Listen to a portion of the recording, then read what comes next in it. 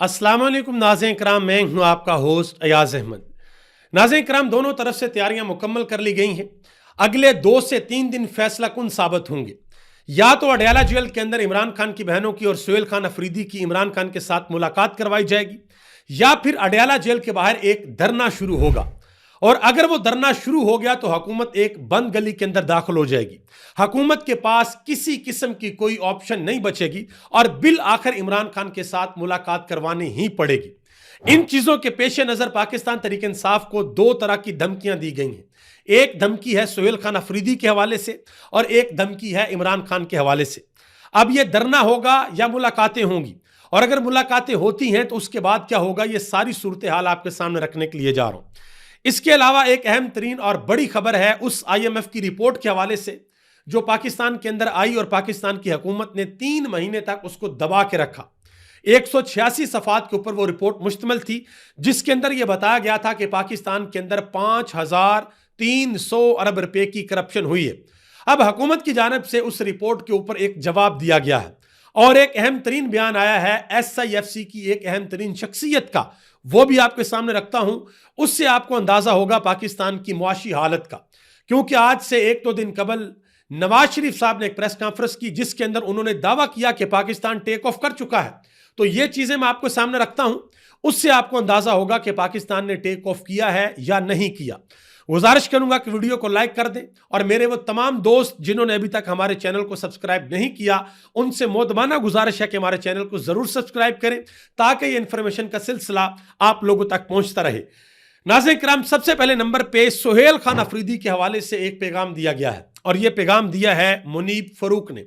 आपको पता है कि मुनीब फरूक सुहेल खान अफरीदी के हवाले से, इमरान खान के हवाले से पाकिस्तान तहरीक इंसाफ जो एहतजाज करती है इस हवाले से पैगाम देते रहते हैं कि दूसरी तरफ सुहेल खान अफरीदी के बारे में, इमरान खान के बारे में, तहरीक इंसाफ की क़यादत के बारे में या इनके एहतजाज के बारे में क्या सोचा जाता है। तो जो पहली धमकी लगाई गई है वो सुहेल खान अफरीदी को लगाई गई है। मुनीब फरूक ने कहा, जी सुहेल अफरीदी को कोई स्पेस नहीं मिलेगी, इमरान खान से कोई भी मुलाकात ना करवाने का फैसला हो चुका है, सुहेल अफरीदी से किसी सूरत बात ना करने का भी फैसला हो चुका है।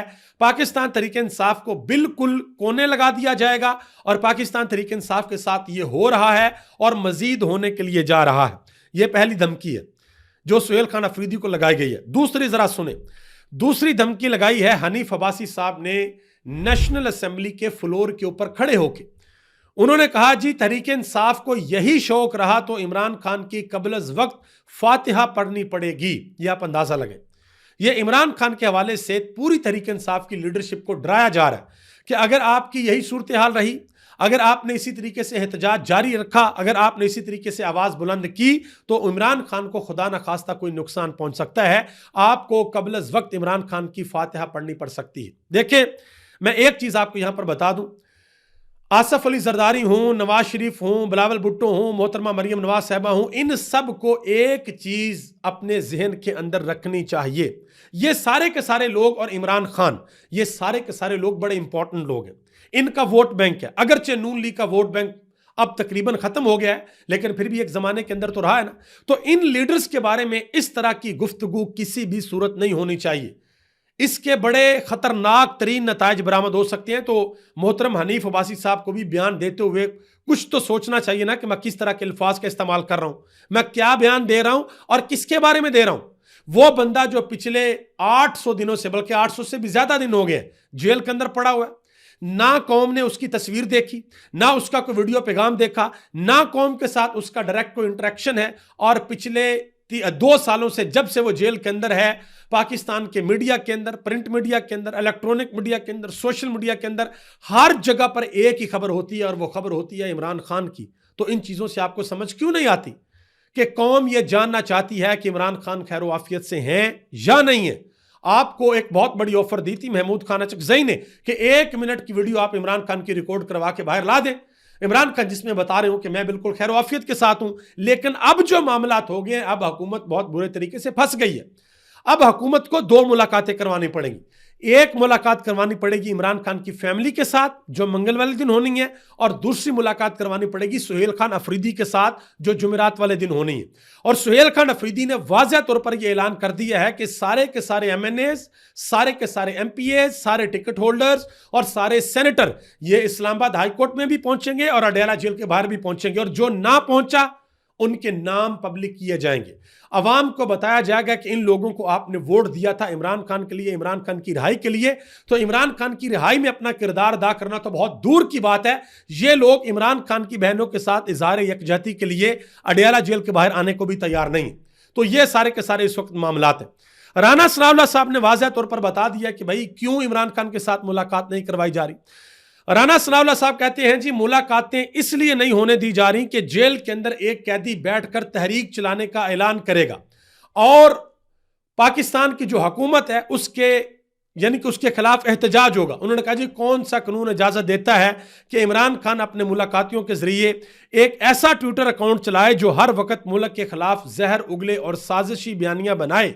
अगर इमरान खान का बयानिया साजिशी है, अगर इमरान खान मुल्क के खिलाफ जहर उगल रहे हैं, अगर इमरान खान झूठ बोल रहे हैं, तो इमरान खान को एक्सपोज करना बहुत आसान है। आप इमरान खान के मुखालिफ बयानियां बनाएं, आप उसका तोड़ निकालें और पाकिस्तान के करोड़ों लोगों के सामने वो तोड़ रखें। फिर लोगों ने फैसला करना है कि वो किसके बयानिए को बाय करेंगे, वो आपके बयानिए को बाय करेंगे या फिर इमरान खान के बयानियों को बाय करेंगे। आप जोर जबरदस्ती से लोगों के मुंह के अंदर या लोगों के दिल के अंदर या लोगों के दिमाग के अंदर कोई बयानिया घुसा नहीं सकते। ये फैसला लोगों ने करना है। और जितनी सख्ती आप इमरान खान के ऊपर करेंगे, जितनी दीवारें आप इमरान खान के गिर्द खड़ी करेंगे, उतनी मुश्किलात आपके लिए बढ़ती जाएंगी। शायद इस चीज का आपको अभी अंदाजा नहीं है, क्योंकि इस वक्त सिर्फ एक ही चीज नजर आ रही है कि किसी ना किसी तरीके से इमरान खान से बचा जाए, क्योंकि इनको पता है कि इमरान खान अगर बाहर आ गया तो इमरान खान इनको छोड़ेगा नहीं। इनको डर और खौफ है इमरान खान का। हालांकि इमरान खान के साथी, इमरान खान ने जिनको बहुत सी डिसीजन पावर्स दे रखी हैं, महमूद खान अचकजई, उन्होंने ये कह रखा है कि भाई मुझे एक चार्टर ऑफ डिमांड के ऊपर साइन कर दें कि पाकिस्तान के अंदर ये होगा, एक शराफत का कानून होगा, आइन और कानून के ऊपर सारा कुछ चलेगा, उसके ऊपर सारी पार्टियां साइन करें और इमरान खान से जाकर साइन करवाना मेरी जिम्मेदारी है। मैं इमरान खान के साथ साइन करवाऊंगा और इमरान खान आपसे किसी किस्म का कोई बदला नहीं लेगा। लेकिन फिर भी ये डरे हुए कहते हैं जी पता नहीं इमरान खान क्या कर देगा। अब जरा आगे आ जाए। शाहद खटक साहब ने एक अहम तरीन बयान दिया है। उन्होंने कहा जी ये आखिरी हफ्ता है और अगर इन्होंने इमरान खान से मुलाकात ना करवाई तो डायरेक्शंस हमें आ चुकी हैं, हम पूरे पाकिस्तान के अंदर लॉकडाउन करेंगे और उसका आगाज खैबर पख्तूनख्वा से होगा। सबसे पहले तो अगर ये मुलाकात मंगल वाले दिन नहीं होती है या नहीं होती, मंगल वाले दिन सब ने अडयाला जेल के बाहर तो पहुंचना है। और अगर मुलाकात ना हुई तो वहां फिर सुहेल खान अफरीदी भी होंगे, अलीमा खान भी होंगी, उनकी बहनें भी होंगी, तरीके इंसाफ के parliamentarians, MNA, MPS, ticket holder, senator सारे होंगे और वहां पर एक धरना शुरू हो जाएगा। फिर हो सकता है वो मुलाकात अगर ना हुई तो मंगल को भी धरना हो, बुध को भी धरना हो और जुमेरात वाले दिन सुहेल खान अफरीदी की मुलाकात है। और अगर ये इमरान खान की फैमिली की मुलाकात हो गई ना तो ये मत समझे कि सुहेल खान अफरीदी मुलाकात नहीं करेंगे। सुहेल खान अफरीदी भी पूरी कोशिश करेंगे कि उनकी 1-on-1 डायरेक्टली इमरान खान के साथ एक मुलाकात हो, क्योंकि उन्होंने इमरान खान से कुछ अप्रूवल्स लेने हैं एहतजाज के हवाले से।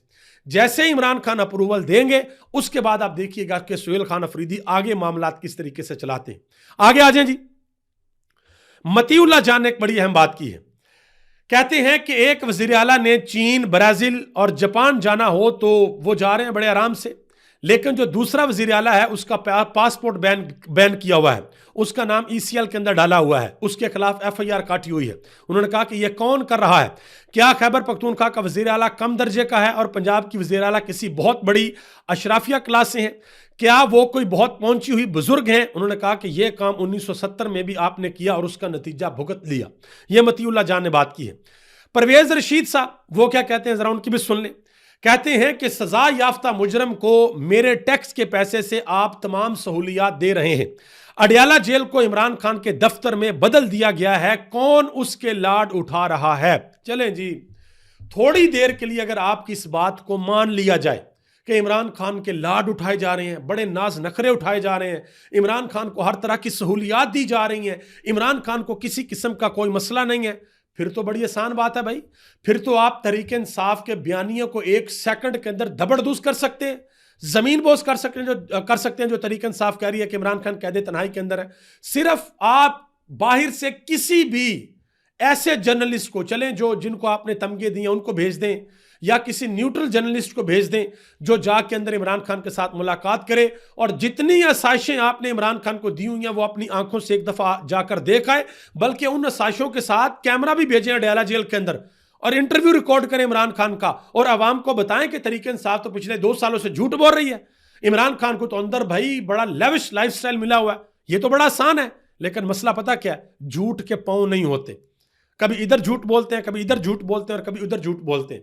अगर आप ये सच बोल रहे हैं, अगर आप ये ठीक कह रहे हैं, तो आपके लिए बड़ा आसान है कि किसी को अंदर भेजें, किसी मीडिया पर्सनालिटी को या किसी और को अंदर भेजें, वो जाकर सारा कुछ अंदर से देखाए और बाहर आकर रिपोर्ट कर दे। लेकिन आपने पिछले 25 दिनों से इमरान खान के साथ किसी को भी मुलाकात नहीं करने दी। अब आगे सुने, नुसरत जवेद साहब ने भी एक बात की। उन्होंने कहा कि इमरान खान से मुलाकात ना करवाने की वजह उनका एक्स यानी कि ट्विटर अकाउंट है। उन्होंने कहा कि जहां से बहुत तलख और जारहाना पैगाम जारी होता है, बहनों से मुलाकात के बाद पाकिस्तान तहरीक इंसाफ का सोशल मीडिया जो बयानियां जारी करता है वो हर तरफ गर्दिश करता है, जिस पर हुकूमती लोग जो हैं वो गुस्से के अंदर आ जाते हैं, जिस वजह से ये इमरान खान के साथ मुलाकातें नहीं करवाई जा रही। और जो बयानियां पाकिस्तान तहरीक इंसाफ बनाती है ना, उस हवाले से एक अहम तरीन बात की है सदीक जान ने, वो मैं आपके सामने रखता हूं। उन्होंने कहा जी सारी की सारी जो लड़ाई है ना वो बयानिया की है। उन्होंने कहा कि इस हुकूमत के खिलाफ रोजाना बहुत बड़े बड़े बयानिए बन रहे हैं। जब सुहेल अफरीदी 2 दिनों में 200 साफियों से मिले तो फिर हुकूमत ने कुछ ब्रीफिंग्स, कुछ प्रेस कॉन्फ्रेंसेस रखी, लेकिन बात नहीं बनी तो फिर नवाज शरीफ को लॉन्च किया गया। उन्होंने कहा कि नवाज शरीफ की पूरी गुफ्तगू और सुहेल खान अफरीदी का कोई मामूली क्लिप, उसके व्यूज देख लें तो आपको नवाज शरीफ कहीं पर डिस्कस होते हुए नजर नहीं आएंगे। उन्होंने कहा कि डिस्कस सिर्फ इमरान खान और सुहेल खान अफरीदी हो रहे हैं। पाकिस्तान तहरीक इंसाफ ने बयानिए की वो मार मारी है कि नवाज शरीफ का कहीं नाम तक नहीं है। और कल आपने देखा कि वो वीडियो जारी हुई है जिसमें नवाज शरीफ जो है वो किसी से फ़ोन के ऊपर बात कर रहे हैं और फ़ोन पे कह रहे हैं कि आपको मुबारक हो, वो आपने घर के लिए अप्लाई किया था, आपका नाम जो है वो निकल आया, तो आप बताएं कि आपने अपने नाम पे अप्लाई किया था या अपनी बीवी के नाम पे अप्लाई किया था, तो आप कहाँ पर? उसने कहा, और वो बंदा आगे से इतने आराम से बात कर रहा है कि जैसे नॉर्मली बंदा किसी से बात कर रहा है। नवाज शरीफ कौम का इतना बड़ा लीडर है भाई, कुछ ना कुछ तो एक्साइटमेंट होनी चाहिए थी ना। वो एक्साइटमेंट आपको नजर नहीं आई, मुझे तो खैर बिल्कुल उस कॉल के अंदर नजर नहीं आई, लेकिन नवाज शरीफ और मोहतरमा मरियम नवाज साहबा वो काफी ज्यादा खुश थे।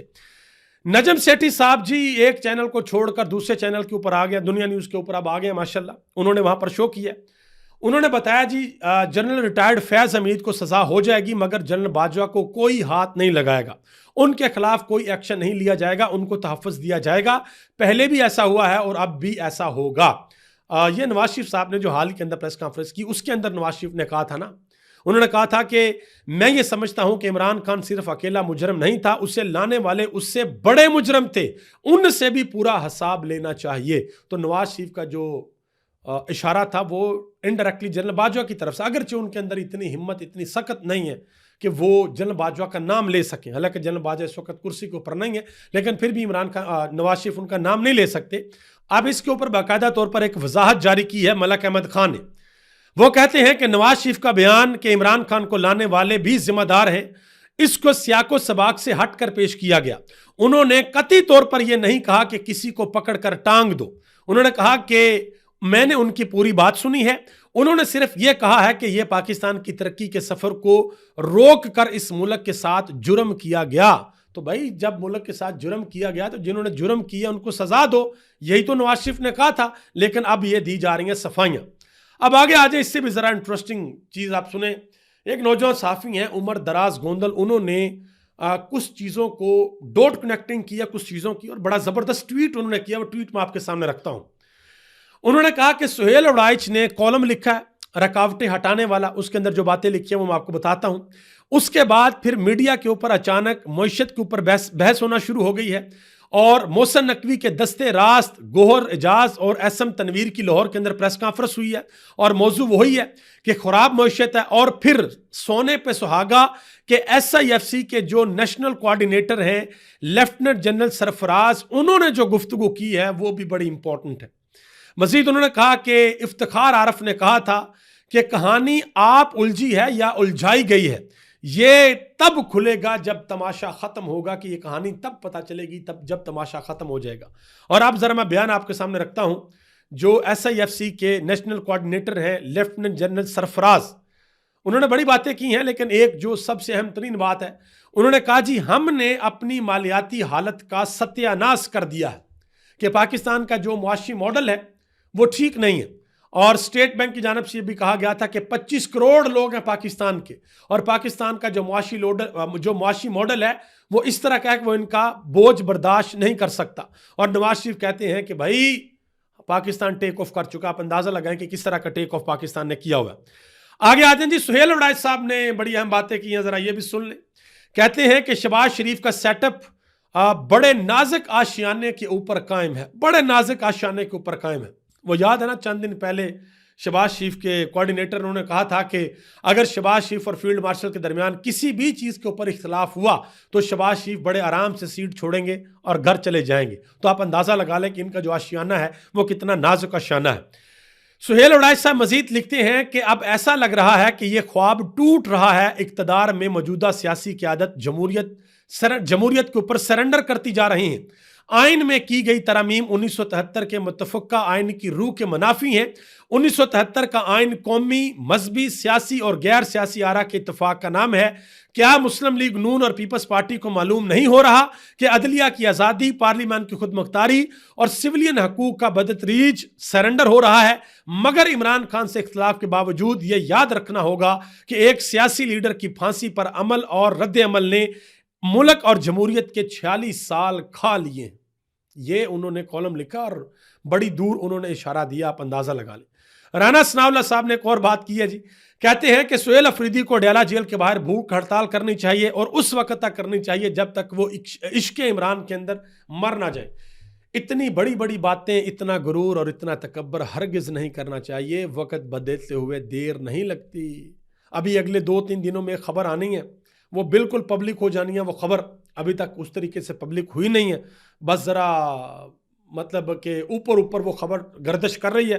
पब्लिक होगी, हो जाएगी, उसकी सारी तफसीलात जब आ जाएंगी तो इंशाल्लाह आपके साथ मैं शेयर करूंगा। और उस खबर के ऊपर आप फिर एग्जैक्टली ये कह सकते हैं कि भाई वक्त बदलते हुए देर नहीं लगती।